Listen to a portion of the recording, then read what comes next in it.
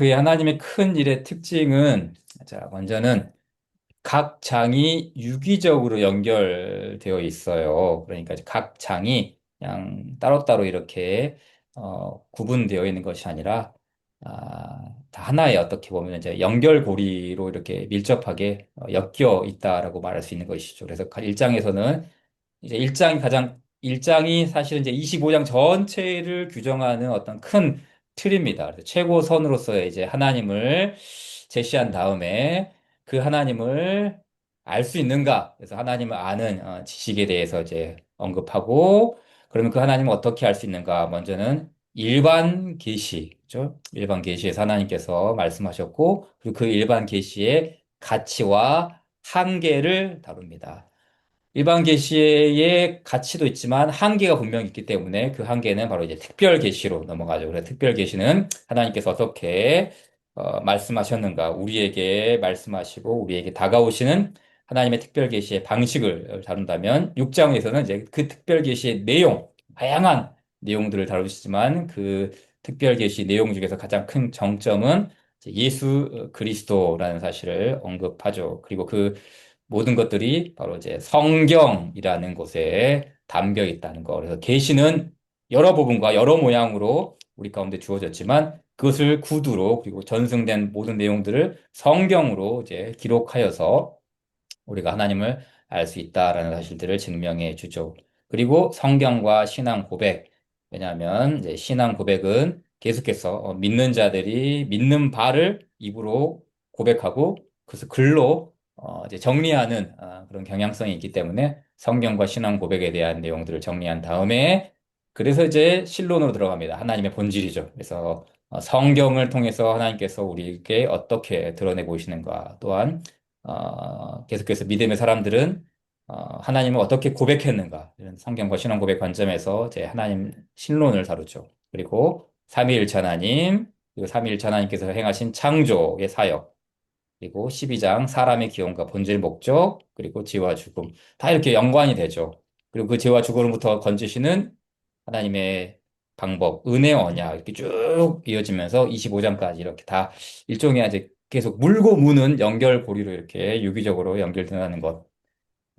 이렇게 볼 수가 있고요. 두 번째는 이제 신학적 방법론입니다.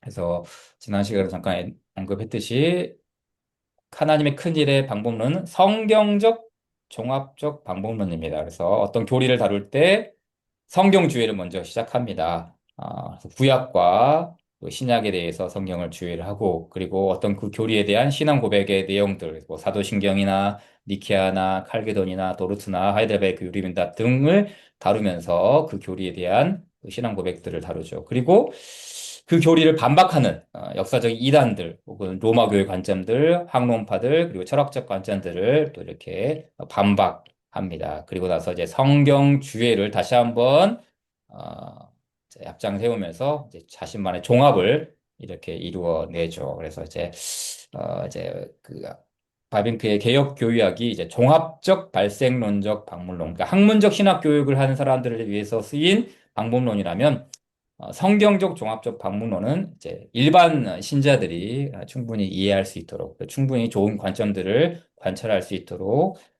이제 방법론을 이렇게 좀 간소화시켰죠. 성경적 종합적 방법론. 그러니까 이제 둘 다 뭐 개혁교의학이나 하나님의 큰일이나 항상 마무리 짓는 것은 종합입니다. 종합.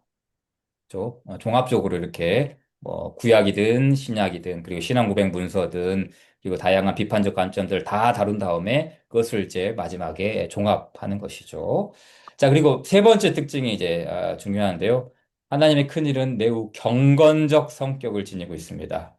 네, 이게 어떻게 보면 개혁교육학과 약간 차별된 관점이라고 할 수 있을 것 같아요. 물론 개혁교육이라서 경건의 관점이 없는가 했을 때 꼭 그렇지는 않습니다. 많이 포함되고 있죠. 그렇지만 어, 좀 강하게 나타나고 있는 것이 바로 하나님의 큰 일입니다. 그래서 각 장의 마지막, 물론 마지막이 아닌 것도 있어요. 중간중간에 드러나지만 항상 그 교리가 신자의 삶과 흔히 말하는 영성, 소위 말하는 이제 영성과 이렇게 결합하고 있죠. 그러니까 굉장히 경건한 측면을 다루고 있어요. 예를 들면은 자, 12장, 그렇죠. 사람의 기원과 본질, 이게 인간론이죠. 사람의 기원과 본질과 목적을 다룰 때, 인간은 하나님의 형상으로 지원받은 사실이 근거해서 몸과 영혼의 통일성을 주장합니다. 이때 우리의 몸과 영혼, 그러니까 이제 영혼만 중요한 것이 아니라 몸도 중요하기 때문에 우리의 몸도 하나님 앞에서, 이제 코람데요. 하나님 앞에서, 이제 올바른 경건의 삶을 살아갈 것을 강조하죠. 그에 따라서 이제 문화 명령이 논의됩니다. 소명론이죠. 문화 명령. 하나님께서. 그래서 이제 그러니까 인간의 기원과 본질과 목적이라는 이 교리가 단지 어떤 지식적으로 또 정보로만 우리에게 주어지는 것이 아니라 그렇죠. 네, 문화 명령까지도 포괄하는 소명령 그리고 인간의 목적까지도 결합을 시키죠. 또 우리가 지난 시간에 다뤘던 거 뭐죠? 삼위일체. 삼위일체도 마찬가지였죠. 삼위일체도 성부와 성자와 성령에 대한 다양한 역사적 그리고 성경적 교리적 관점을 쭉 다룬 다음에 마지막에 어떻게 연결시킵니까?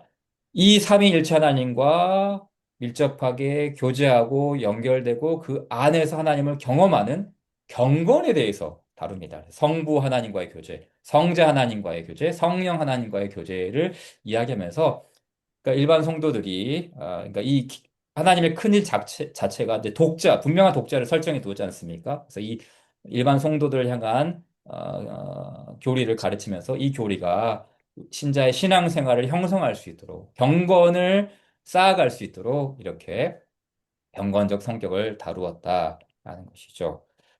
자, 이 도표는 방금 제가 이제 집어 넣은 건데요. 자, 우리 김철민 전사님, 혹시 이게 뭔지 아십니까? 뭘 것 같습니까? 찍어보십시오.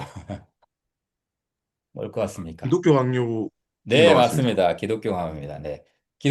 강요의 초판이 1536년인데, 이제 초판이 그 루터의 대교리 문답의 그 순서를 따라서 이렇게 정했어요. 십계명, 사도신경, 주기도문, 세례성찬, 거짓 성례 비판, 그리고 그리스도의 자유, 교회, 시민 이렇게 정했는데 39년 제 2판에서는 많이 늘어납니다. 17장까지 늘어나는데 이제 이게 뉴라는 게 새롭게 들어간 거예요. 뉴라는 게 새롭게 들어간 거고, 그러니까 쭉 그러니까 하나님을 아는 지식, 그러니까 거의 최종판, 1559년 최종판하고 거의 좀 유사한 측면이 있죠. 자, 여기서 이제 하나님을 아는 지식, 인간의 인식과 자유의지, 뭐 회개, 칭의, 행위, 공로, 그다음에 중요한 게 이제 언약 신학이 들어갑니다. 네. 1539년에서부터 이제 칼빈의 언약 신학적 관점이 이제 들어가지고 구약과 신약을 다룬 다음에 이제 제일 밑에 제일 중요한 거 요걸 다룹니다. 네. 그리스도인의 삶입니다. 그리스도인의 삶. 네. 그리스도인의 삶. 경건에 대해서 다룹니다. 그러니까, 초판은 뭐만 다룹니까, 지금? 교리를 주로 이제 많이 다룹니다. 그렇죠. 십계명, 사도신경. 물론 여기 경건이 제외됐다는 건 아니에요. 물론 여기 다 분명히 다뤄야 있지만 아주 구체적으로 제2판에서부터 그리스도인의 삶에 대해서 다룹니다. 그리고 1559년 최종판에서는 3권, 그러니까 칭의와 성화를 다룬 이후에 그리스도의 삶, 그래서 뭐 자기를 부인하는 삶, 그리스도를 따르는 삶, 이런 이제 그리스도의 삶에 대해서 아주 분명하게 제시해 주죠. 그러니까 이제 사실은 기독교 강요는 칼빈이 그렇게 말했어요. 칼빈 자신이 이렇게 말했죠. 그건 교리책이 아니다. 이건 조직신학 교과서가 아니다. 기독교 강요는 뭐예요? 경건의 총체라고 가르쳐 주죠. 경건. 그러니까 하나님을 아는 지식. 그게 뭐예요? 그게 바로 이제 경건의 출발점이다라고 이야기하죠. 그러니까 참된 하나님을 바르게 알고 그 하나님을 어, 경외하고 그리고 그 하나님을 이제 사랑하고 존중하면서 그리스도의 삶이 이제 경건으로 이제 형성되어야 한다는 것을 이제 그 기독교 강요 제2판에서부터 이제 분명하게 시작이 됩니다.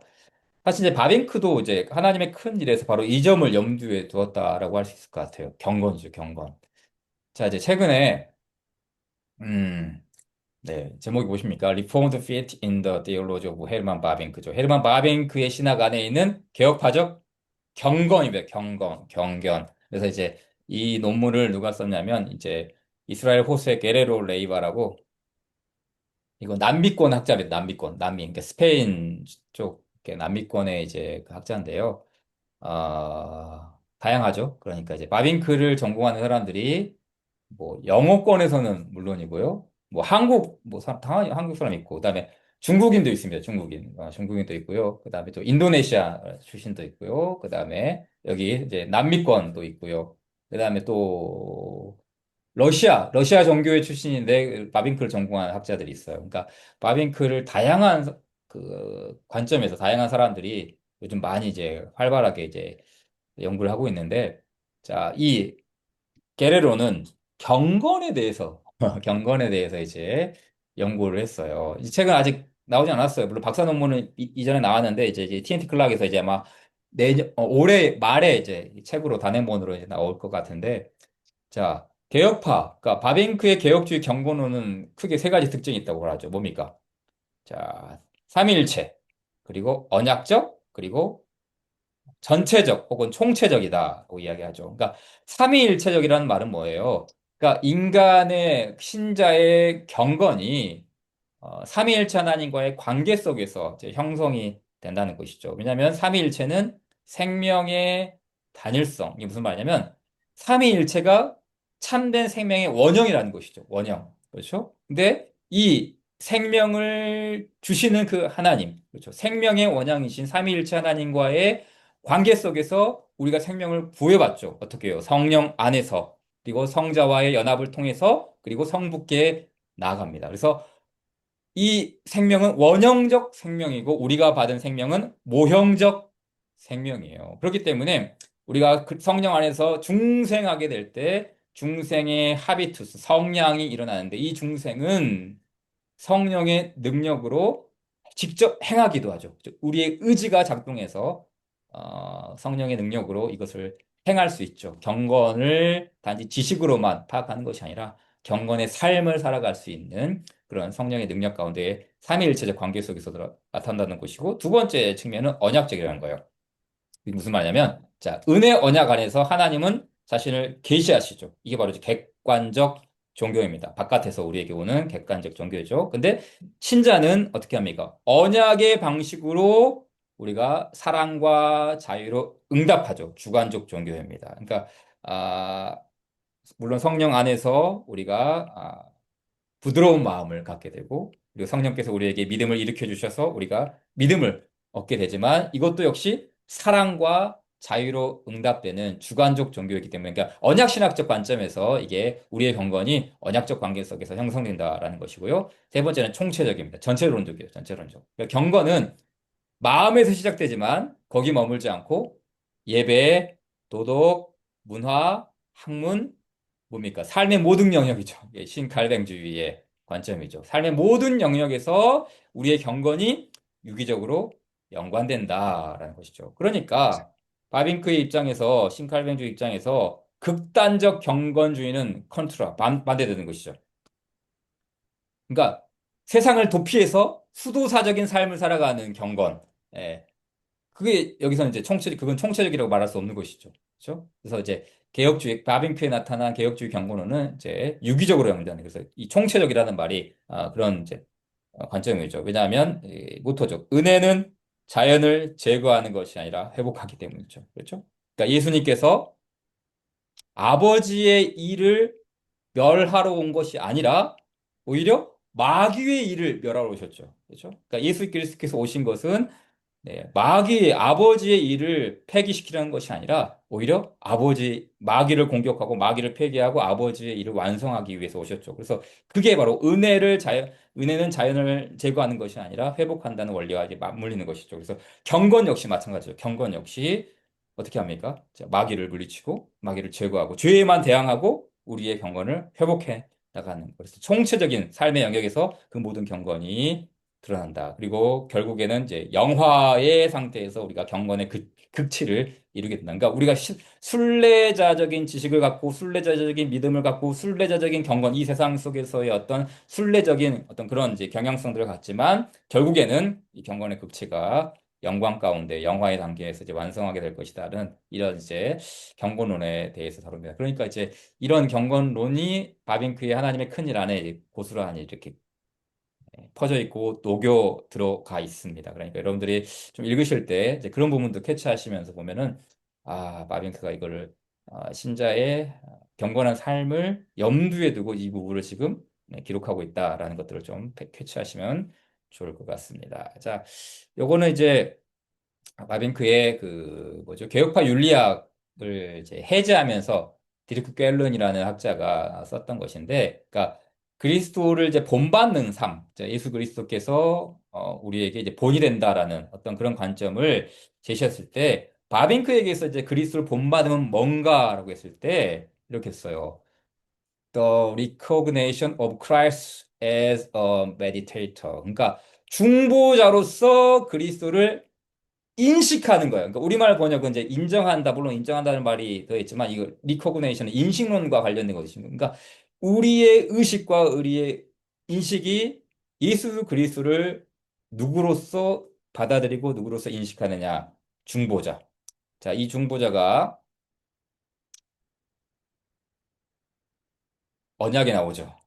네, 언약론입니다. 그렇죠. 중보자라는 것 자체가 이제 언약 신학에서 우리에게 주어지는 것이죠. 그러니까 여기서 보는 것처럼 바빙크에게 그리스도를 본받는 것은 그리스도를 중보자로 인정하는 것에 있었다. 외적으로 우리의 삶이 그리스도의 삶을 본받는 것이 되어야 함과 동시에 우리의 내면에서는 그리스도의 모습이 형성되어야 한다. 그렇죠. 그러니까 여기서도 그리스도께서 우리를 내면적으로 우리의 내부를 형성하죠. 반면에 외부적으로는 우리의 삶이 그리스도의 삶과 일치되게 형성되는 것이죠. 아주 부합되게 형성되게 하는 것이죠. 그러니까 내면에서부터 우리가 형성되고 그리고 외부로부터 그리스도의 삶이 드러나는 것. 그러니까 밖에서부터가 아니라 안에서부터 먼저 형성되고 그리고 그것이 밖으로 이제 표출되는 것이죠. 그래서 이제 자, 그렇죠. 그리스도를 본받는 것은 뭡니까? 드러나는 것이죠. 어떻게 해요? 미덕들 안에서요.